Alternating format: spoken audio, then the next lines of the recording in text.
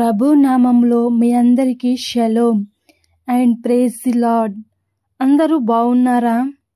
ఈరోజు మనం బైబిల్లో మొదటిగా ఆదికాండం, చివరగా ప్రకటన గ్రంథం ఉంటుంది. ఇది మనందరికీ తెలిసిన విషయమే. అయితే ఆదికాండము, ప్రకటన గ్రంథం మధ్య ఉన్న పోలికలను మనం చూద్దాము. ఆదికాండంలో సృష్టి ప్రారంభమవుతుంది, ప్రకటన గ్రంథంలో సృష్టి ముగుస్తుంది. ఆదికాండంలో భూమి ఆకాశము సృజించబడెను, ప్రకటన గ్రంథంలో నూతన ఆకాశము భూమి సృజించబడును.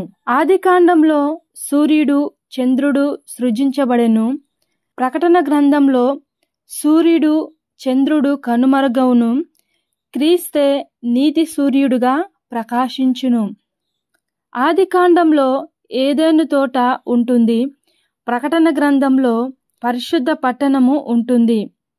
ఆదికాండంలో ఆదాము అవ్వ యొక్క వివాహము జరిగితే, ప్రకటన గ్రంథంలో యేసయ్య గొర్రెపిల్ల వివాహ మహోత్సవం జరుగుతుంది.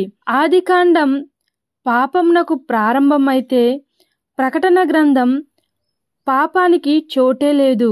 సాతాను యొక్క కన్నీరు, పాపము, శాపము నాశనం చేయబడినవి. దేవుడు రెండవ రాకట వచ్చినప్పుడు ఈ ప్రకటన గ్రంథం నెరవేర్చబడుతుంది. దానికోసం మనమందరము విశ్వాసంతో, నమ్మకంతో క్రీస్తు వైపు చూస్తూ ముందుకు నడుస్తూ మన యొక్క ఆత్మీయ జీవితంను కొనసాగించాలి.